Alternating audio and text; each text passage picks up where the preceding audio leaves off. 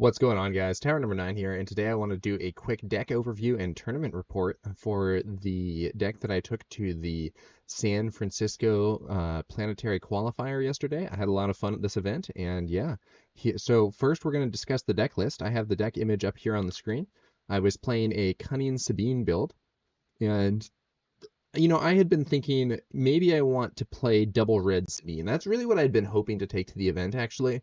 After seeing the early weeks and casting some other PQs and so on, I was thinking, these Boba Green decks are doing very well. What I want to do is kind of change what I'm running and figure out something that's either going to counter those decks or counter the counter to those decks. I had expected there to be more of a shift towards control, but we really didn't end up seeing that on the level that I had expected at first. So I'd been hoping to play a double red Sabine, which I think is a great counter to control, but I ended up thinking, these control decks aren't really showing up on the level that was expected. I had considered playing control myself. I had a double blue Iden deck that I was testing and enjoying, but there are a few issues with that. I think that the hard control mirrors are extremely bad.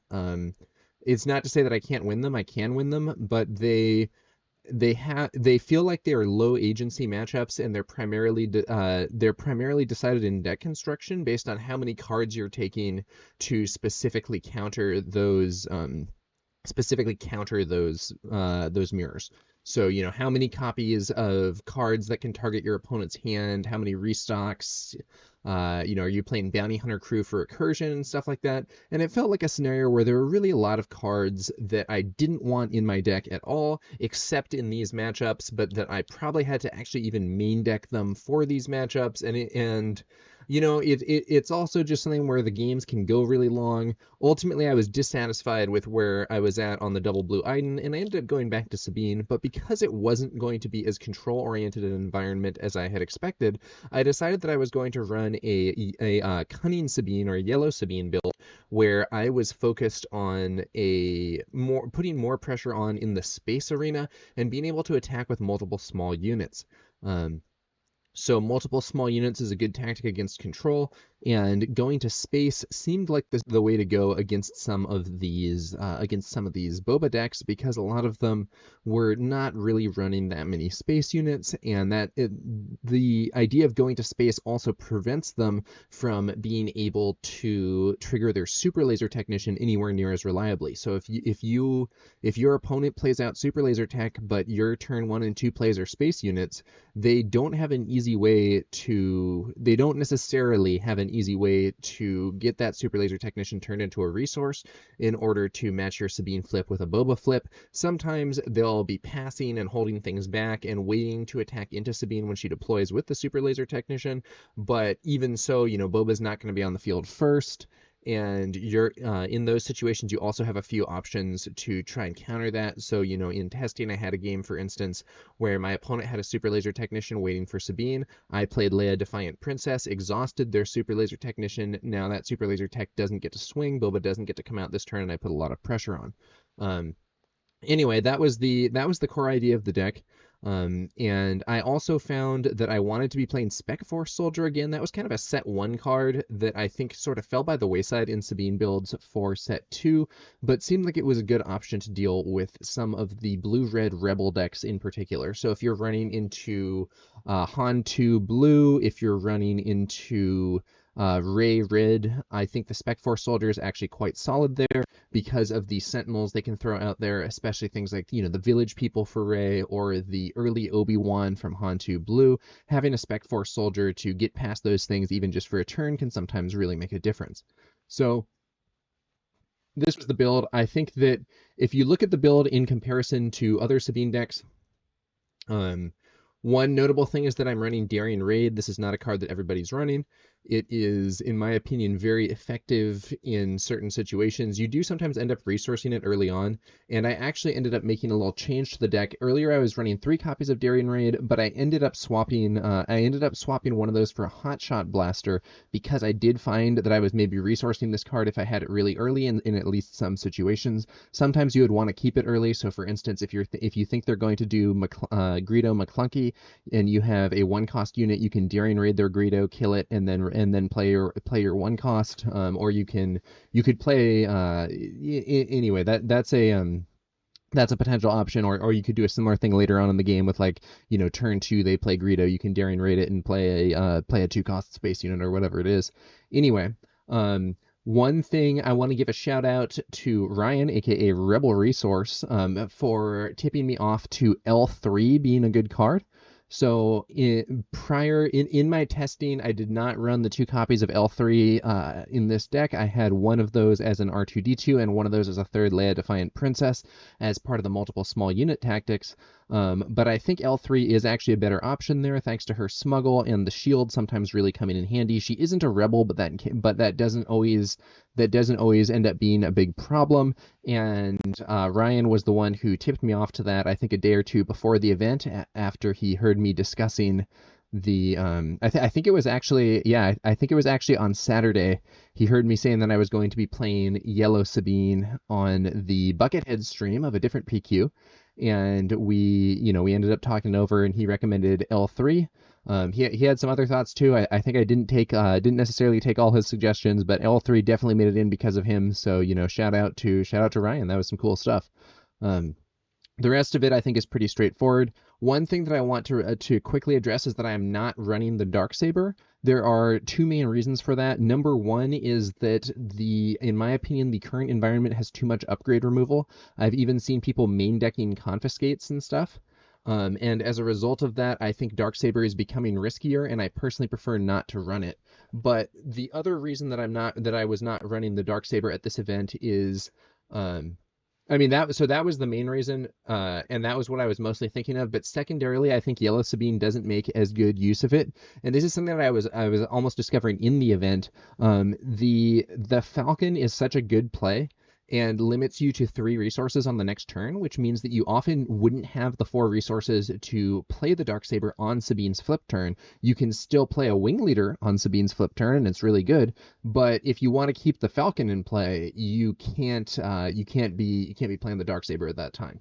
So no Darksabers for me. Kind of an old school deck, but with some of the good inclusions from set 2. So we got L3, we got Cassian, who's amazing. Cassian is such a good card. We have the 2 Hotshot Deal 44s, which are very solid. We have the Daring Raids, and we have Cartel Turncoat. Cartel Turncoat is a 1-cost 2/3 with Bounty, draw a card. I think this card is actually super good. A lot of people I think are not like hyped up for that necessarily, but the efficiency there is really good. I actually had a game. I'll talk about my specific matches and so on in the bit. But I had one match where I was able to start with 2 Cartel Turncoats on turn 1 against a double green Palpatine, and I was feeling great about that. That's such a good start. It does suffer a little bit from not being a rebel, but it is still a heroism unit, so it can activate for a cause I believe in. And overall, I think the Cartel Turncoat's a very strong card. So this isn't as set 2 as some of the other builds, but it does definitely have some upgrades from set 2 relative to a set 1 Cunning Sabine build, in my opinion. And discussing the sideboard, I have Wolf there to counter some of the healing stuff. I have a 3rd Spec Force Soldier for the decks that are Sentinel heavy, 2 more copies of Bamboozle, which I consider to be kind of a mirror breaker type card. I really like it in the Sabine mirrors, and I really like it as well in a matchup against Lieutenant Childson decks. It's a good counter there. I have 2 Disabling Fang Fighters for some extra upgrade removal. Bamboozle is kind of soft upgrade removal, but the Fang Fighters give me some extra options there and are especially handy against upgrades that the opponent wants to play on my units. So decks that are playing Traitorous, or that are playing, if you're playing against Bosk and they're playing those bounties, they're going to heal them, or draw a bunch of cards or whatever. The Disabling Fang Fighter is pretty solid there. And the Auzatek Liberator Gunship is in there in order to give me some extra punch against decks that are heavily space focused.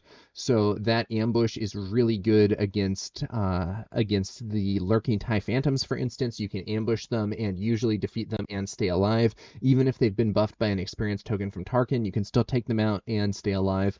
They're a good counter there, and with the increasing prevalence of some kind of space-focused villain decks in particular, like the Boba Red compositions, both Tarkin Town and 30 HP, and also the Cunning Tarkin the Cunning, Tarkin, Lurking TIE Phantom style decks, I wanted to have a little extra punch there, and it can also potentially help in a Sabine match if the opponent gets red 3 or something like that going. So that's the deck, that's the sideboard. Not saying this is the best deck ever, but I felt like it was well honed for the current meta and the event. And so this is what I ended up taking. Now let's talk real fast about the event as a whole and about the rounds. So when I was going to this event, I was running behind, and I actually ended up arriving to the event a bit late. And as a result of that, I was actually worried that I might potentially not get to play or would get a game 1 loss. And what ended up happening is I was talking on Discord to a friend who had already arrived at the event early, and asking them to make sure that I was registered, and I was registered. I got there. People were already seated. I wasn't sure exactly what the state of the event was at that time. But I was told, hey, one of the judges told me, hey, we're going to just we're going to start the event, but you're going to have a bye for round 1, and just fill out your deck list. And I was like, okay. So I'm filling out my deck list. It did seem a little weird that I had a bye, but I accepted it. It seemed good for me. While I was checking Melee, I had actually had some problems with Melee. I was trying to register as normal with just Melee on my phone, and it wouldn't do it. And I had asked the person on Discord to make sure I was registered. They said it was good. And I saw then that Melee was registered. I don't know why I wasn't able to do it. And but it said that I had actually not, it said that I actually didn't have a bye, that I had like a forfeit and it was a loss. And so I went to the head judge and I was like, hey, I just checked on Melee and it says I had a forfeit. I just want to make sure this is correct. I had been told that I was going to have a bye, and I made it clear to him also, hey, if I do have a loss, that's fine. I was late. It's my fault. But I just want to be clear because I was told that I had a bye, and I want to understand, where I'm at for the event. And the guy's like, oh no, don't worry, I'll fix it. And he changed it on Melee, and I did end up having a bye. So that was round 1. Had a round 1 bye. I was happy to have that. And so then we go to round 2, and I am going up against I think round 2 I was actually playing against a double. I think that was the round that I played against the double green Palpatine, where in game 2 I had the double cartel turncoat start. I actually felt a little bad for my opponent in this game, because this is an extremely favored matchup for me. This deck is just too fast for what Palpatine wants to do, in my opinion, and yeah, I mean, it wasn't the closest. It was not the closest games that I've played. I was able to win that one 2-0. Really favorable matchup for me, especially with those cartel turncoat starts. I mean, it's pretty tough for Palpatine. Even if they manage to get a good result with command, it's honestly not all that good against me, because even if they get even if they have a unit that they're buffing with command, enough of my units are unique that they might not even have a good target for the damage part. There's just a lot of problems. There's just a lot of problems for double green Palpatine against Sabine. Overall, it's a much slower deck, and Sabine is kind of just too fast for it. In my experience, it's possible that someone has something else figured out that's going to do better there. But in general, I felt like, hey, this is a very favorable matchup. I just need to play default aggro game plan, and I was able to sort of overwhelm the defenses and get the wins there.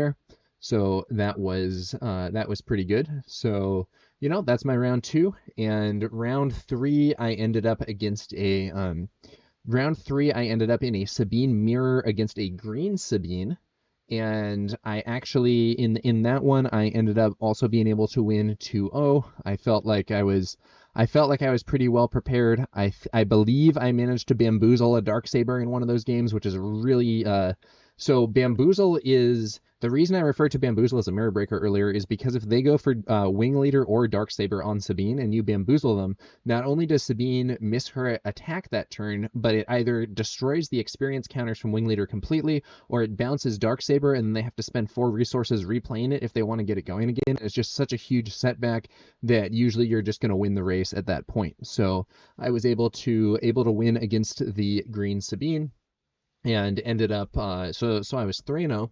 And then round 4, I ended up against a Bosk blue deck.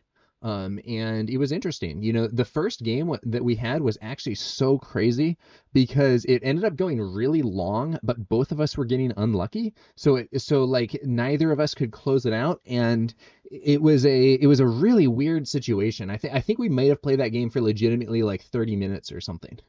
And what was going on was my opponent had like kind of stabilized, but I kept getting more damage in, but he kept healing it. And I think I got my opponent at 20 or more life, or at 20 or more damage on base, like 4 or 5 times in the game. I'm not sure. I don't have my notes or whatever on it with me. But over and over again, I was getting him close, and I even had the surprise strike in hand to hopefully close it soon, but he kept being able to heal and stay alive. It was really quite funny. And I couldn't draw I was hoping to do like multiple for a cause to close things out or like hit those daring raids and stuff, but I couldn't really draw all the reach stuff. But at the same time, my opponent couldn't draw Supreme Leader Snoke to close me out.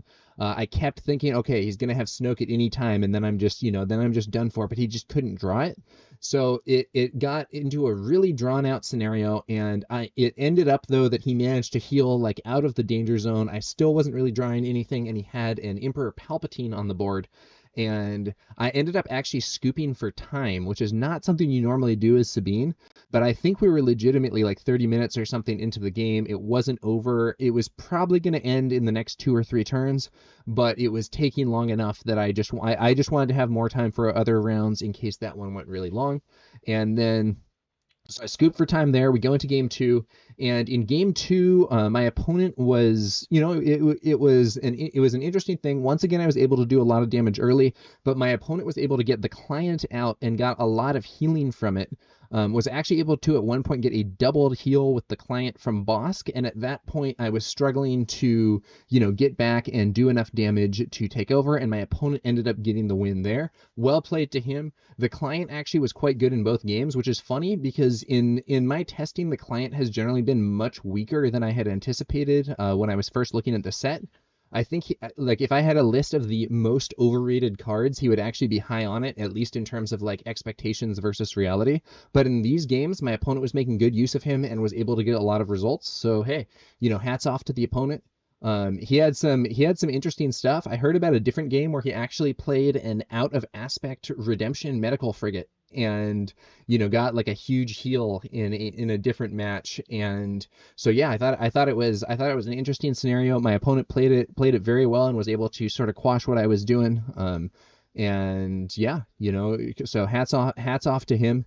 That was definitely the sort of matchup where I wished I had been playing double red, because Chaos of War is an excellent card against these Bosk decks that like to draw a lot of cards. The extra damage that you can get from that, because it's based on their cards in hand, is just so good if they're doing the Dr. Pershing tactics, if they're doing draw bounties and stuff like that. I think it can be really strong. So that is the kind of, if those sorts of things were more prevalent in the meta, that's when I would be thinking more about running double red Sabine. But I ended up going with this one, which I think is stronger against the field that we had, but did end up worse there. Like I said, hats off to my opponent. He played well. I saw that he was on some of the top tables later in the tournament, and so good show to him. Ended up with a loss in round 4, so I was at 3-1. And so we go on to round 5, and in round 5, I ended up against a double yellow Han. And it was really interesting because neither of us was really playing the control in the matchup, and I ended up being able to outrace him in the first game, but it was very close. And in the second game, I ended up actually being able to do the same thing. There was a key moment where he played a Cunning to exhaust 2 of my units and buff 1 of his units, but I was able to I forget if it was that I was able to kill that unit with a fleet lieutenant, or if it was that I exhausted the unit with Leia or Bamboozle or something, but one way or another, his bonus damage from Cunning didn't go through. I think it was that I had I think it was that he had buffed a DJ or something with Cunning and exhausted 2 of my units, but I had a damaged Sabine explosives artist and was able to send her in and clear DJ with a fleet lieutenant.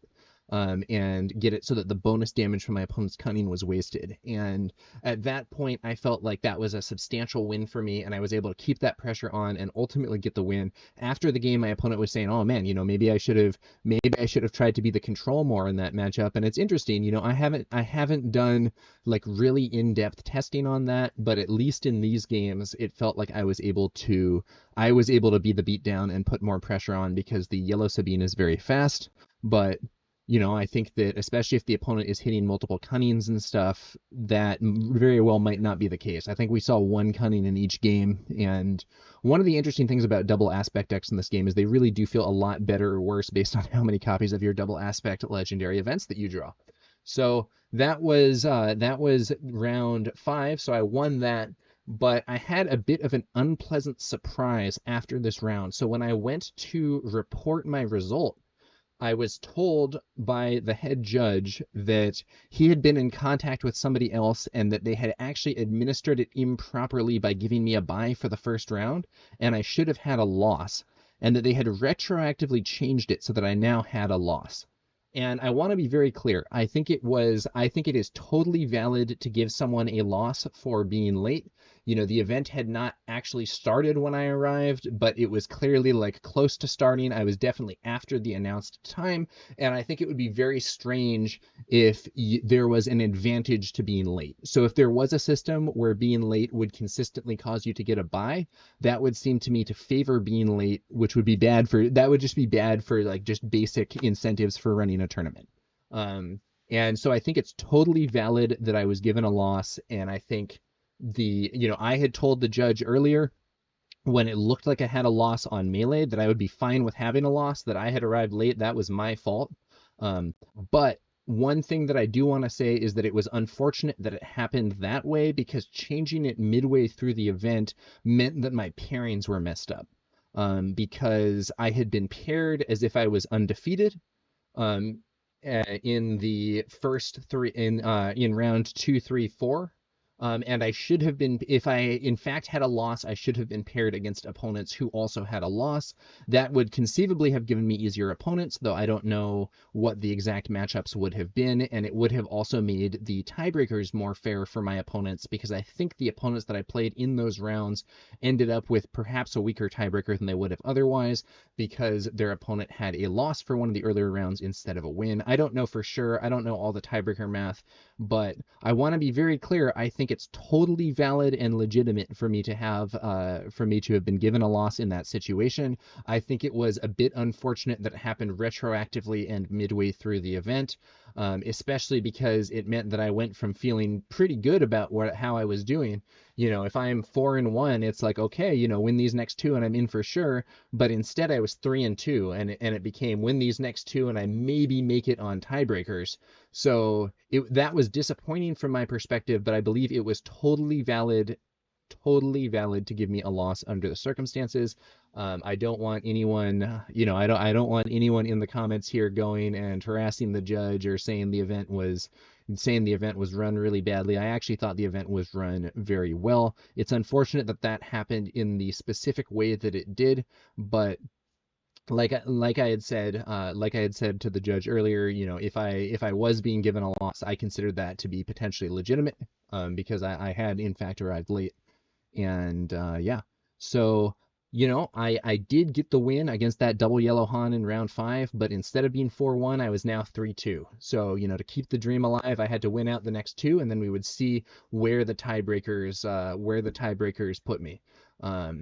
And so we go in and we're going to do round 6, and round 6 I end up against a double yellow boba, and in that round I was able to win fairly solidly, I think. I felt like I was in a pretty good spot in those rounds, and I was kind of going faster than my opponent. I didn't get like totally blown out by Cunning or whatever. I was able to develop a bunch of units quickly and put the pressure on. I think in one of those games my opponent brought out Fet's Fire Spray on the 6th resource turn, and like sometimes that can be scary, but I was ahead enough that I was just like, okay, and I just kept making my attacks and was able to get it.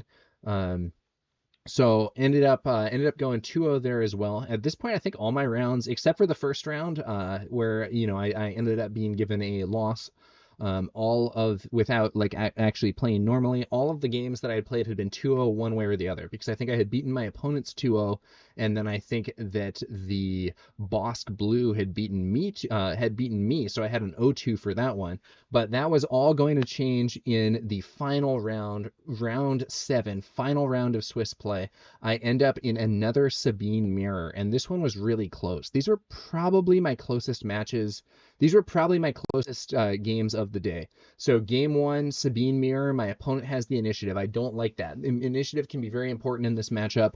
And so he started out, I think, with Battlefield Marine. I started with A-Wing, so or something like that. I had something in space, so my first play wasn't just going to get picked off by his first play. But turn 2, I believe he brought out the Wing Leader to buff his Marine or buff his A-Wing or whatever it was. And at that point, I was like, uh-oh, because if the opponent has the Wing Leader start, that's one of the best things you can do in this matchup. And I only have 1 copy of Bamboozle in the main deck. I do go to 3 from the sideboard in this matchup, but I only have the 1 in the main deck, so I don't have necessarily that good an answer to a Wing Leader play. And I end up being able to push damage on the ground, or I ended up pushing damage in one arena, he pushed damage in the other arena, and it ended up with a situation where it was looking for a moment like I was maybe going to be able to get there first, but my opponent, we were in a situation where I was going to have lethal, and it looked like my opponent was maybe going to just fall short, but he did a nice play with ECL where he brought in a Fleet Lieutenant, ambushed it to kill one of my units, and swung in with his Wing Leader for some bonus damage as well. And at that point, that game was basically over. So that was a loss. And we go to game 2. I bring in my sideboarded stuff, and I'm going first. Game 2, I managed to I had a pretty strong start. Once again, we each had a good starting unit, 1 in ground, 1 in space. I brought out the Falcon. The Falcon's very relevant in this matchup. I was putting the pressure on him, and on the Sabine flip turn, he ended up going for a Darksaber, and I bamboozled his Sabine, bounced the Darksaber, exhausted her. I did the bamboozle for free, discarding a yellow card from hand. I had 3 resources left, having spent 1 for the Falcon. I put a Wing Leader on Sabine, and at that point I was really ahead in that race, having kind of canceled his big play there with the Darksaber and really putting the pressure on myself. Ended up getting the win. We go to round 3, and round 3, so not only was this the closest match, I think round 3 was probably my closest individual game of the event as well. It was crazy. So this time my opponent's going first. We're doing our plays. We end up in a situation where my opponent has a significantly stronger board, but I've done more damage to his base than he has to my base, and because he's on Sabine ECL, he only has the 25 HP. So we had some really interesting turns. I think going into the 5 resource turn, I had Sabine Explosives Artist, I had Big Sabine, and I had the Falcon. And my opponent had various stuff on the ground, and I think a Wing Leader in space. And there were several things that my opponent considered doing that were actually not allowed because of the or that wouldn't work properly. But he ended up going for an ECL ambush with ECL ambush Poe, killing my Big Sabine and damaging the Falcon, and that was a good play because small Sabine couldn't be attacked as long as Big Sabine was on the board. But by defeating Leader Sabine, it created a situation where whichever of my units I attacked with, he could kill the other one because Poe was able to also put damage on the Falcon, which brought him in range of his space unit, which I think was actually an A-Wing and not a Wing Leader, now that I think about it. But so that happens. I swing in with Sabine. My opponent clears my Falcon with the A-Wing, but he doesn't have lethal this turn. And I play a Disabling Fangfighter with no upgrades to remove because I have a Surprise Strike in hand. and my opponent at this point was at 18. So if I can get the surprise strike, if I can land the surprise strike with this Fang Fighter, I'm going to be able to put my opponent at 1 life and then maybe use Sabine's ability to win if he can't defeat me first. He did some more damage to my base. I took initiative. Next turn, I fire off the surprise strike. I deal, I deal the 6 damage there. My opponent is at 1 HP, and I think I was at 20. So I had 10 left, but there were a lot of ways my opponent could potentially win. So I believe he had an Ezra Bridger in play. So if he swung with Ezra and then top decked a Fleet Lieutenant, he could use that to swing with Poe as well and win. If he swung with Ezra and top decked a Surprise Strike, he would win. If he just drew a Surprise Strike, he would win because he could use it. Or I'm sorry, he doesn't have Surprise Strike. A Heroic Sacrifice. A Heroic Sacrifice on Poe combined with the on-attack ability would win, I believe. A Rebel Assault in the board that we had would not win the game for him, but it would put me at 1 HP, and then I would have to use Sabine's ability to blow up both bases, and we would draw and go to game 4. But he hadn't drawn any of the things that would give him a direct win or draw. So he goes for the big top deck, swings in with Ezra, and the top card is not something that allows him to win. If he'd hit that Heroic Sacrifice, if he'd hit that Fleet Lieutenant, maybe Rebel Assault at that point, though I'm not sure if he had a second Rebel unit. There are definitely things that he could have hit that would have won the game right there, but he didn't get them. I ended up still alive.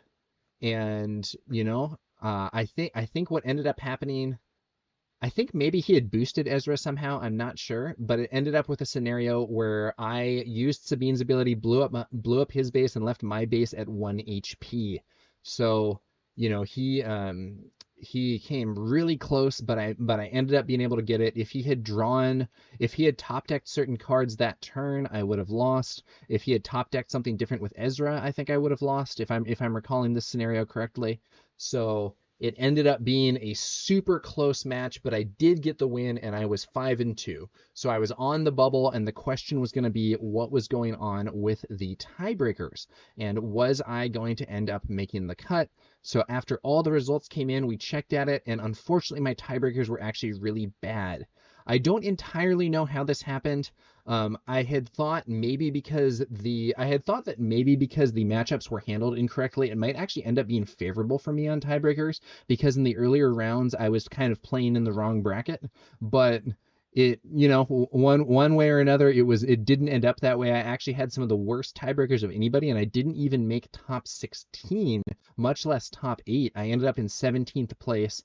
Not entirely sure how that happened. I do think 2 of my opponents had dropped early, at least 2 of them. And from my experience in other games, I'm not entirely sure if this is true with SWU and with the Melee tournament software. But from my experience with other games, unfortunately, sometimes if your opponents drop early in an event, it does damage your tiebreaker a lot. So it's possible that caused it. I'm not entirely sure. But ultimately, I had a lot of fun. I ended up going 5-1 in the matches that I actually played, and then had the additional loss for being late. So I felt like my gameplay and my deck were in a good position, and I kind of let my deck down by getting myself awarded that loss by not having taken enough time to prepare early and get to the event early with time to spare. So that's my SFPQ report. Ultimately didn't end up making it, a little disappointing, but I felt like the deck was doing well. I had a lot of fun at the event, and I just want to say I have no hard feelings. Just to be totally clear, no hard feelings towards the way that was handled. I think it was quite fine to give me a loss. I think conceivably in at least some tournaments I actually might have been DQ'd for being late to the initial round. So I was happy to get a chance to play. I do think it's a little unfortunate that it ended up being changed in the middle of the event and potentially messed up some pairings or tiebreakers for both myself and potentially for opponents. But I had a fun time. In the event regardless. And yeah, it was originally going to be the last PQ of the season, but there's actually been an event that was delayed thanks to the hurricane down in Florida. And I believe, if everything goes well, I'm actually going to be commentating that event this weekend over on the McClunky Gaming channel. So hopefully that'll happen. I've had a lot of fun casting some other PQs, and hopefully I'm going to be able to cast one more. So that was my San Francisco PQ report. Feel free to let me know if you guys have any thoughts on the deck, any thoughts on the cards. Overall, I had a lot of fun. The event was put on by a store called Gamescape in San Francisco, and I had been there a few times before for events for other games. And I had also, when I was a kid, there was a Gamescape store in my hometown. Or in a town very near my hometown that I used to go to quite a lot, and I really enjoyed it. They have another location up in San Rafael that I've also been to a few times. So yeah, shout out to Gamescape for putting on the event. I thought it was really well run overall. Everything was pretty smooth. I think, Melee was a little weird, and the internet at the venue was pretty slow, but I don't really think that's the fault of Gamescape. And ultimately, I thought the event went well. I had a good time. I was a little disappointed in the performance, but I felt like ultimately it was really my fault for not having the appropriate preparation to be on top of things and arriving to the event early instead of squeaking in after the normal start time and barely being allowed to play with a loss. So really, really my own fault. I don't want to hear that anybody from these comments is hassling the judge or whatever. I've intentionally not named any of the people involved. I think it was totally legitimate to give me a loss for that game. I think it was a bit unfortunate that it got changed midway through the event, but ultimately I think it would be very unreasonable if arriving to an event late gave you an advantage. It would encourage people to, in fact, arrive to events late. It would become more difficult to start events on time. And I think giving a loss rather than a bye in that situation, especially at a higher, at a competitive event, I think that is a better solution in terms of event integrity. So that's my report. Hope you guys enjoyed it. Stay tuned for more Star Wars Unlimited content, including some potential commentary from me over at the McClunky Gaming channel once we have that event this weekend, assuming everything goes well. So thanks again for watching, and I'll be back later with some more Star Wars Unlimited content. I will catch you guys later.